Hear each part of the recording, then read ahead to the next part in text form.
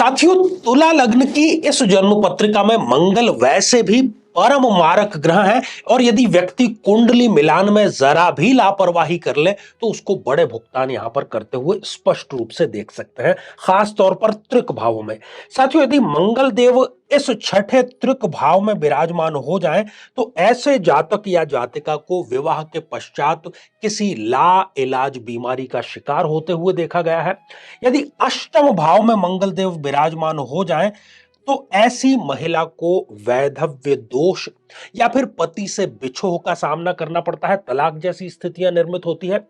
यदि 12th house में मंगल देव विराजमान हो जाएं तो वो ऐसी कन्या को किसी दूर देश अर्थात एनआरआई से विवाह के नाम पर धोखे का शिकार होते हुए स्पष्ट रूप से देखा गया है।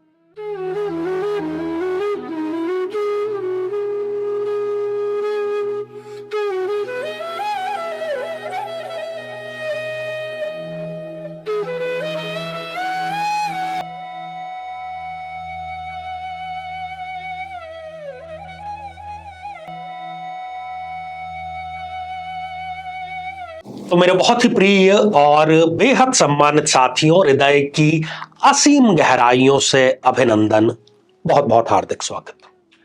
साथियों, इस विशेष श्रृंखला में हम चर्चा कर रहे हैं कि कब विवाह के पश्चात या तो सुखद स्थितियां या फिर दुखद स्थितियां निर्मित हो सकती हैं। और इसी श्रृंखला में आज बारी है तुला लग्न के बारे में बात करने की। ये 7 नंबर से जन्म पत्रिका प्रारंभ हो रही है। लग्न भाव में इस कोष्टक में 7 नंबर का अंक लिखा है, इसलिए ये तुला लग्न की जन्म पत्रिका हो गई। साथियों, यदि अभी तक आपने अपने लग्न से संबंधित एपिसोड नहीं देखा है तो तुरंत जाकर के देखिए, यहां आई बटन में हम आपको उसका लिंक भी प्रोवाइड करा रहे हैं। साथियों, इस जन्म पत्रिका में सप्तमेश अर्थात विवाह के कारक, दांपत्य जीवन के जो कारक हैं वो ग्रह है मंगल ग्रह। और प्रायः सभी कुंडलियों के अंतर्गत जैसा होता है वैसा ही इस कुंडली में भी है। इस तुला लग्न की जन्म पत्रिका में मंगल देव एक परम मारक ग्रह है। मारक ग्रह क्या होता है? जब जब उस जातक या जातिका को मारक ग्रह की दशा अंतरदशा आती है तो हम जितनी पीड़ा, जितनी कष्ट, जितनी परेशानी की बातें करते हैं वो सारे के सारे हमारे मारक ग्रहों की। मारक अर्थात जो मृत्यु के समान कष्ट दे। जब हमारे दिल से ये भाव निकले या हमारे मुख से ये वाणी निकले कि हे ईश्वर, इतना कष्ट देने से तो अच्छा आप मुझे मार ही डालते। खैर, तो साथियों, बात हम दोनों पक्षों की कर रहे हैं, एक पक्ष की नहीं कर रहे हैं। यदि कुंडली नहीं ठीक से मिलाई है, केवल गुण मिलान कर लिए हैं जो कि 10 या 20% है, अधिक से अधिक किसी भी कुंडली मिलान का, तब फिर इस प्रकार की स्थितियां जो है वो निर्मित जरूर होती है, खासतौर पर विवाह के पश्चात दांपत्य जीवन को खराब करने वाली जो स्थितियां होती हैं। मंगल की विभिन्न प्लेसमेंट के बारे में आज इस एपिसोड में हम जानेंगे कि कब विवाह एक दुखद स्वप्न बनकर के रह जाता है, कब विवाह के बाद में इस प्रकार की व्यक्ति आहें भरता है कि हां ईश्वर, तुमने मेरा इस व्यक्ति के साथ में, इस महिला के साथ में, इस पुरुष के साथ में विवाह संपन्न क्यों कराया। और सिक्के के जैसे कि दोनों पहलू होते हैं, तो हम नेगेटिव और साथ में पॉजिटिव बात भी करेंगे। तो इससे जो अगला एपिसोड आप तुला लग्न का ही देखेंगे उसमें पॉजिटिव बात करेंगे कि कब विवाह के पश्चात व्यक्ति के सौभाग्य का उदय होता है, उसके जीवन का जो गोल्डन पीरियड है वो आता है। तो आइए साथियों जानते हैं, और सबसे पहले हम शुरुआत करते हैं मंगल की जो प्लेसमेंट है वो यदि इस पराक्रम भाव में, इस तृतीय भाव में विराजमान। ये तृतीय जो नवीन दर्शक है उनको बतलाते चले, क्योंकि कुंडली में जो ये अंक लिखे हुए हैं इस पर आप मत जाइए, इस भाव से प्रारंभ होता है। तो ये 1, 2 और ये तीसरा भाव, इसलिए हम इसको तीसरा भाव कहते हैं। तो मंगल सप्तमेश होकर के, मारक होकर के यदि तृतीय भाव में विराजमान हो जाए, उस पर यदि इनको मंगल की दशा अंतरदशा जारी है, चल रही है, तो विवाह के पश्चात चाहे फिर ये स्त्री है या पुरुष, दोनों पर यह बात लागू होती है, अपने स्वयं के सगे भाई और बहनों, इनसे उसके रिश्ते इतने खटासपूर्ण हो जाते हैं, बल्कि खटास भी शब्द थोड़ा सा तो बेहतर ही है, मैं इसको कहूंगा कि वैर वाले रिश्ते हो जाते हैं, दुश्मनी वाले जो रिश्ते हैं वो हो जाते हैं। दूसरा सबसे बड़ा नेगेटिव पॉइंट यह है कि कितना ही एक्सीलेंस वाला बच्चा क्यों ना हो, उसने बहुत अच्छा परफॉर्मेंस स्कूल कॉलेज यूनिवर्सिटी में किया, अपनी नौकरी में भी किया, परंतु विवाह के पश्चात हमने यहां पर आज का जो मुख्य टॉपिक है वो भी करियर के चौपट होने का लिखा है। इस भाव में बैठ करके व्यक्ति विवाह के पश्चात यदि कुंडली इन्होंने ठीक से नहीं मिलाई है, बार बार मैं इसको दोहरा देता हूं, और यदि मैं ना भी दोहराऊं तो ये सारे बिंदु वो हैं जब कुंडली ठीक से नहीं मिलान की गई थी, तो ठीक है ना। तो ये अगर तो प्रोफेशनल्स हैं किसी प्रकार के, तो सब प्रकार से योग्य होते हुए भी इनका करियर चौपट हो जाएगा। बड़ी अच्छी नौकरी थी, बड़ा अच्छा पैकेज था, बड़ी अच्छी प्रैक्टिस चलती थी अपने प्रोफेशन की, परंतु विवाह के पश्चात उस पर ऐसा स्पीड ब्रेकर होगा। स्पीड ब्रेकर भी थोड़ी देर के लिए होता है, पंचर भी थोड़ी देर के लिए होता है, पर गाड़ी जब डिस्ट्रॉय हो जाती है तो उसी प्रकार से इनके जो करियर की गाड़ी है, करियर का जो ग्राफ है वो एकदम से नीचे आ जाता है। साथियों, यदि इस जन्म पत्रिका में मंगल देव पंचम भाव में विराजमान हो जाते हैं, यहां पर वो इस त्रिकोण में आ गए, मारक होकर के पंचम भाव में बैठे हुए हैं। मारक ग्रह जिस भाव में भी जाएगा उस भाव के परिणामों में वो कमी करने का कार्य करता है। तो सबसे पहला तो ये, यदि कन्या जातक है तो खास तौर पर पहली संतान तो इनको गर्भपात को प्राप्त हो ही जाती है।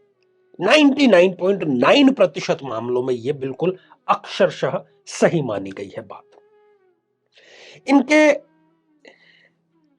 जीवन में एक के बाद में दूसरी, दूसरी के बाद में तीसरी, तीसरी के बाद में चौथी, कतार दर कतार हम जो कहें कि समस्याएं मुंह बाएं ही खड़ी होती। वैसे तो हर व्यक्ति के जीवन में होता है, परंतु खासतौर पर यह स्थिति मंगल की दशा अंतरदशा में एक समस्या से व्यक्ति निकला नहीं कि उसके पहले ही दूसरी समस्या साथ में खड़ी हो जाती है। यदि यह व्यक्ति प्रेम विवाह भी करता है, और बट नेचुरल सी बात है कि प्रेम विवाह में कुंडली मिलान बहुत ही कम, बहुत ही समझदार कोई बिरला व्यक्ति ही करता है, प्रेम विवाह यहां पर असफल रहेगा ही रहेगा। एक पत्थर की लकीर है इसमें, यह है कि कोई भी इफ या बट इसमें नहीं है। संतान यदि हो भी जाती है तो वो संतान आपके दुख का, आपके संताप का कारण बनती है। संतान से किसी भी प्रकार का लाभ व्यक्ति को नहीं मिलता है, उसके यश को कम करने वाली ही ये संतान उसके लिए साबित होती है। साथियों, यदि मंगल देव इस त्रिक भाव में, छठे भाव में विराजमान हो जाए तो विवाह के तुरंत पश्चात ही ये जातक या जातिका किसी न किसी प्रकार की ला इलाज बीमारी इससे ग्रसित जरूर हो जाती है, और वो बीमारी फिर इनके साथ ही समाप्त होगी, उसके पहले वो समाप्त नहीं होती है। इतनी ये कष्टपूर्ण स्थिति है। इसके अलावा ये जो स्थिति है ये पुरुषों के लिए किसी न किसी प्रकार के ऋण को बढ़ाने वाली, ऋण के दुष्चक्र में फंसाने वाली, अपमानजनक स्थितियां उत्पन्न करने वाली होती है। और यदि वो सरकारी कार्यों में है, सरकारी अफसर है, तो उसके सरकारी कार्यों में रोड़ा या पदोन्नति में किसी न किसी प्रकार का रोड़ा उसमें जरूर होता है, और इस स्थिति में अपने जीवन साथी के द्वारा व्यक्ति को बार बार अपमान के घूंट जो है वो भी पीने पड़ते हैं। साथियों, यदि मंगल देव इस दूसरे त्रिक भाव अर्थात अष्टम भाव में विराजमान हो जाए, कुंडली तो मंगली हो गई, और ये हम इसको कई बार डबल मंगली ये कंसीडर करते हैं। डबल मंगली क्यों? पहली मंगली तो अष्टम भाव में मंगल, दूसरा मंगल मारक होकर के अष्टम भाव में, तो इसको डबल मंगली हम कंसीडर करते हैं। विवाह या तो ये होने नहीं देता, होने देता है तो बहुत डिले होने देता है, बहुत डिले होकर के भी दांपत्य जीवन को खराब करने का कार्य करता है। गंभीरतम स्थितियों में यदि बलशाली है मंगल में, डिग्री वाइज यहां पर बल अगर अधिक है और कुंडली ठीक से नहीं मिलाई है, तो बहुत दुखद घटना जिसको कि हम वैधव्य कहते हैं वो भी इस कन्या को प्राप्त करना पड़ सकता है। पुरुष है तो विधुर वो हो सकता है। यदि ये ना भी हो तो तलाक सम स्थितियां, तलाक सम मतलब तलाक के समान जो स्थितियां हैं वो यहां पर स्पष्ट रूप से निर्मित होती है। ये ना भी हो तो किसी ना किसी कारणवश पुरुष और स्त्री, पति और पत्नी एक दूसरे के साथ रह ही नहीं पाते। ना शारीरिक तौर से ना इमोशनल तौर से। जिस पर्पस के लिए विवाह संपन्न किया गया है, जाहिर तौर पर है कि कोई मैरिज सर्टिफिकेट प्राप्त करने के लिए तो विवाह किया नहीं गया है। विवाह किया गया है अपने सुख दुख को बांटने के लिए। एक जीवन साथी जो जीवन में आपके हर पक्ष पर साथ में खड़ा हो, तो वो पर्पस सॉल्व ये नहीं होने देता। साथियों, यदि यही मंगल देव इस नवम भाव में विराजमान हो जाएं, ये भी अच्छी स्थिति नहीं है, खासतौर पर विवाह के दृष्टिकोण से। ये भाग्य भाव है। तो जैसे कि विवाह के पश्चात किसी ने भाग्य को अच्छे से ढक करके उस पर गठाने लगा करके रख दिया हो, मतलब भाग्य नाम की कोई चीज होती है, ये आप महसूस ही नहीं कर पाएंगे। पति का जो पत्नी के प्रति धर्म होता है, पत्नी का जो पति के प्रति धर्म होता है, इस स्थिति में वो निभाता ही नहीं। इसका जो जीवन साथी है, इस व्यक्ति को ये लगेगा कि ये सामने वाला तो एक प्रकार से विधर्मी हो चुका है, अधर्मी हो चुका है, बिना किसी कारण के बगावती हो चुका है। वो अपने जीवन साथी का जो धर्म होता है वो पालन नहीं कर पाता। बड़ी ही दुखद स्थितियों में से एक ये स्थिति है। साथियों, यदि मंगल देव यहां पर नीच राशि के होकर के विराजमान हो जाए, एक तो मंगल ऊपर से नीच राशि का, यह भी स्थिति बिल्कुल भी ठीक नहीं है। विवाह के तुरंत पश्चात व्यक्ति के अपनी पिता से बहुत घनघोर वैमनस्यपूर्ण संबंध स्थापित हो जाते हैं। क्योंकि ये कर्म भाव भी है, कारोबार का भाव भी है, तो कारोबार को ये चौतरफा नुकसान पहुंचाने का कार्य करता है। कर्म में हर प्रकार से पारंगत होते हुए भी व्यक्ति 100% डिलीवर नहीं कर पाता। दुखद स्थिति है। साथियों, यदि यही मंगल देव इस भाव में, एकादश भाव में, लाभ के भाव में, आय के भाव में विराजमान हो जाएं, तो ये आय को समाप्त करने का कार्य करते हैं। खासतौर पर उन सब के लिए जो आईटी के फील्ड में है, किसी प्रकार के पेशेवर स्पर्धा के किसी फील्ड में है यदि वो, तो वहां पर ये डैमेज बहुत ज्यादा होता है। यदि भूमि से संबंधित कोई निवेश भी उन्होंने किया है, तो उस निवेश से भी उनको घाटा होता है। वहां पर पैसा फंसना, नुकसान और धोखा, ये सारी चीजें हो जाती है। और जो पति या पत्नी होता है, मतलब आपका जो जीवन साथी है, वो आपकी इच्छा के विरुद्ध ही कार्य करेगा। ये इच्छा पूर्ति का भाव है। यहां पर मंगल देव का मारक का बैठा होना, जीवन साथी सदैव आपकी इच्छा के विरुद्ध कार्य करेगा, वो भी जानबूझ करके। साथियों, यदि मंगल देव यहां पर विराजमान हो जाए, तो वही स्थिति मंगली, और वो भी डबल मंगली की स्थिति। तो यहां पर स्पष्ट रूप से देखा गया है कि एक तो विवाह बहुत ज्यादा डिले होता है, और यदि हो भी जाए तो अपने जन्म स्थान से बहुत ज्यादा दूर होता है। यदि ये कन्याओं की स्थिति है, तो इनके मन में एक सपना ये जरूर होता है कि कहीं एनआरआई व्यक्ति से मेरा विवाह संपन्न हो जाए, और हो भी जाता है, परंतु विदेश जाकर के विवाह के नाम पर इनको किसी प्रकार का बड़ा धोखा जरूर मिलता है।